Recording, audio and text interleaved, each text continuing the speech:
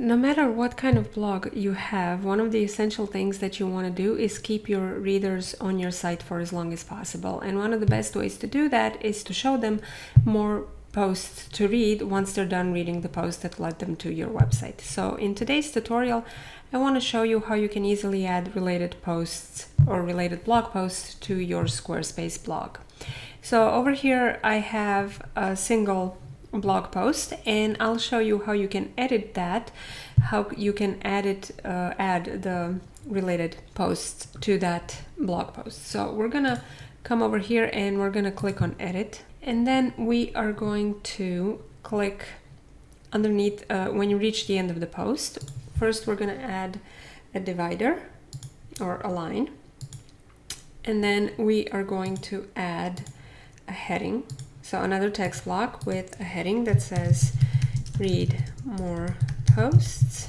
And then we are going to insert a summary block.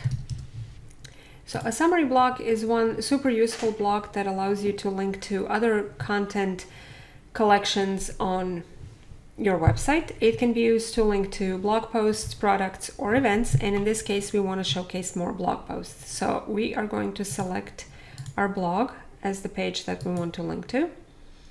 And then over here under content options, you can show the date that the post was posted, you can show which category it was in, you can show tags, you can show the author, the location, or the comments. But in this case, I'm just going to select none. And for the secondary metadata, I'm going to leave it as none as well. And then under filter items, you have the option to basically link to a category. So you can filter by category, whichever category you have in the post, or you can filter by tag. You can also choose to show only posts that you have selected as featured. So what you choose here is entirely up to you. Personally, my preference would be to select the same category as the blog post that they're reading. So if this is a blog post that was published in food, then I would select the food category, because chances are they will be interested in the posts, in more of the posts that are posted on the same topic. Or if this was posted in lifestyle, then I would select lifestyle. And you can select multiple categories. So if they're very similar, or if there is an overlap between two categories, you could, for example, opt to select two. I only usually like to select one. So in this case, we are going to select lifestyle, because I do think that was the category of the post. And then under design, you have several options for styling the summary block. Right now it is set to wall. But what I like to do for related posts is I like to select the carousel layout. And then you have the option to select how many posts should be visible. And the maximum that you can have is 30. And then how many items do you want to display per row? So in this case, I want to show only 3 items, but you can bump this up to show like 5 at most. I would like to leave it as 3. And I like to bump it up to the max post, because then they can scroll through and they can see how many blog posts and choose basically which post they want to read. So we're going to bump the number of items to max, and the items per row we're going to set as 3. And then you have different styling options for how you want the blog to display. You can choose the aspect ratio of the image. You can choose the size of the text and the alignment, and you also get the header text called featured. I like to remove it because that's why we added our own heading here. And then you can choose which elements are displayed. So do you want to display the title, the image, excerpt, or read more link?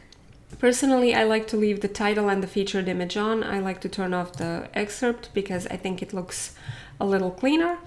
And if you turn off the excerpt, you won't be able to show the read more link. It goes away, so you might as well disable that. But if you do have the excerpt, then I would leave the read more link because it looks nicer like that.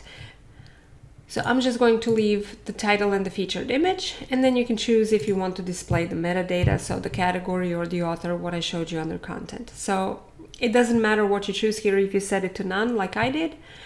But if you selected like a category or the date it was published, you can choose above or below the title or the content. So I'm going to set it like that. And then basically all we have to do is click save. And our related posts have been added to the bottom of your blog post, and now your visitors can click through and read each one of them, or they can, if you have more than 3 posts in each category, they would be able to scroll through them to see more posts from that category.